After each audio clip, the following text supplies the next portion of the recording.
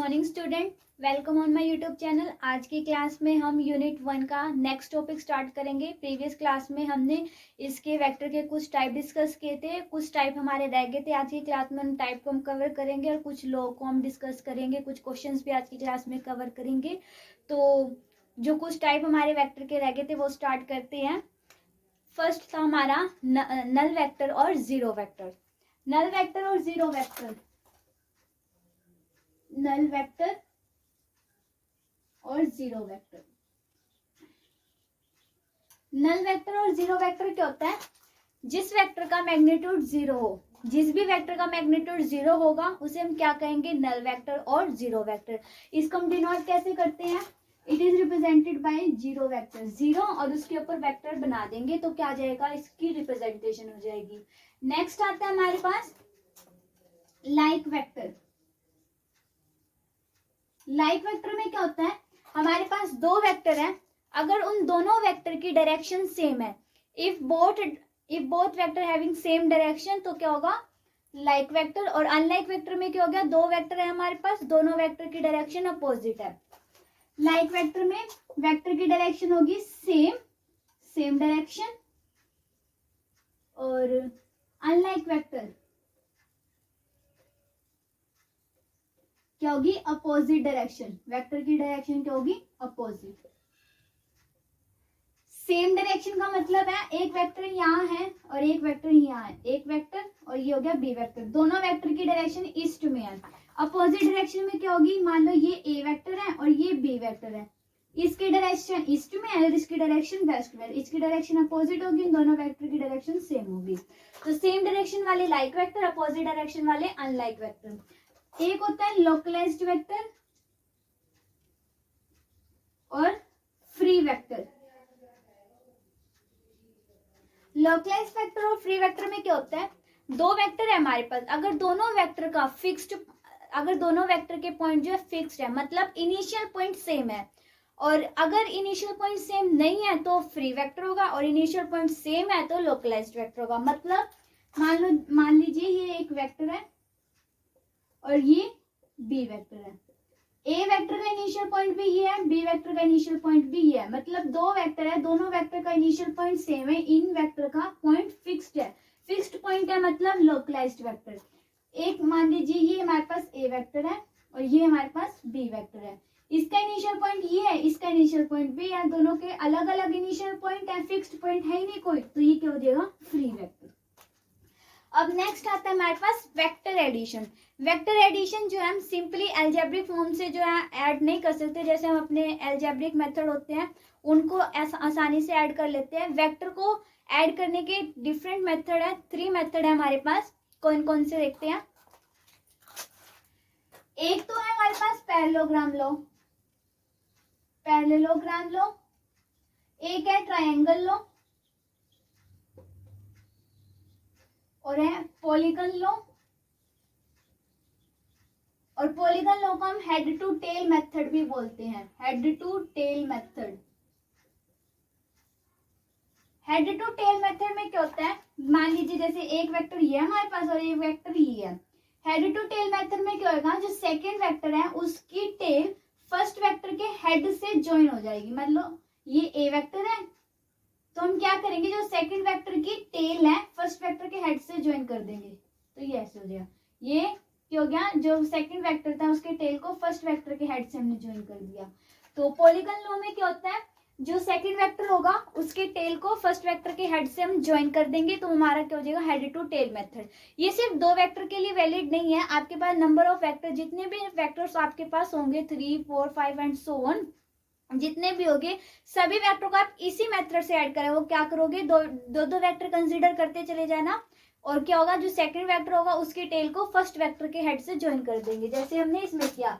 ये first vector, ये second vector की टेल को फर्स्ट वेक्टर की हेड से ज्वाइन कर दिया। आपको पता होगा जैसे ये वेक्टर है, इसे हेड बोलते हैं और इसे टेल बोलते हैं, मैंने प्रीवियस क्लास में बताया था।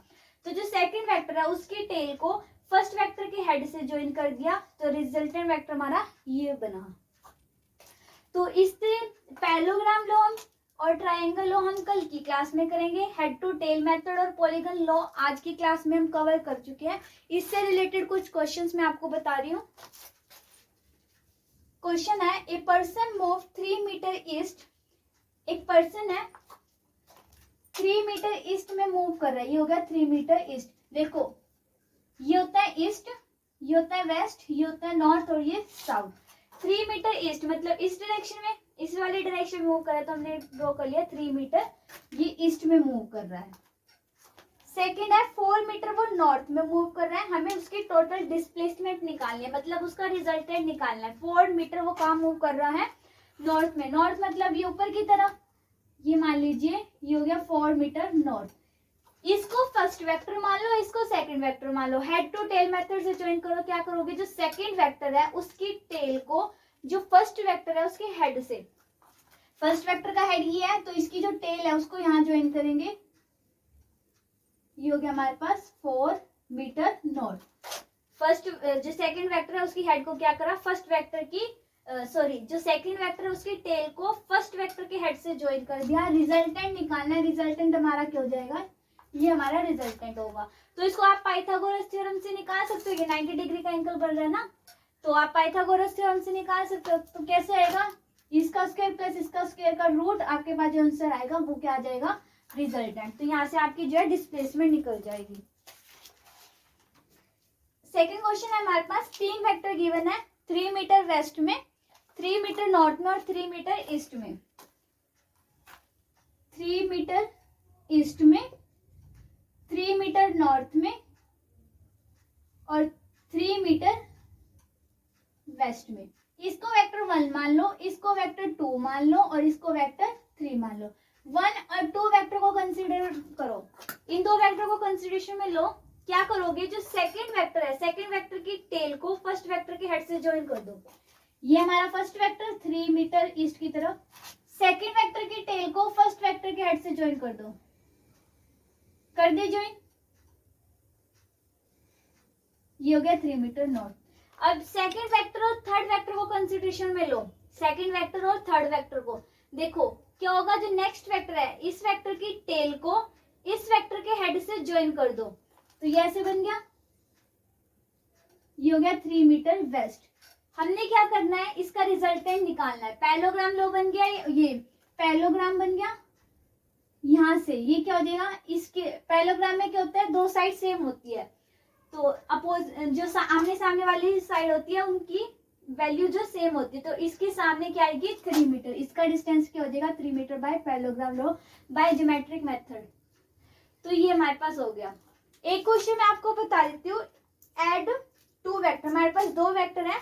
6 मीटर ईस्ट में मूव कर रहा है और 5 मीटर वो 60 डिग्री के एंगल पर मूव कर रहा है। कहाँ से? किस डायरेक्शन से? ईस्ट से।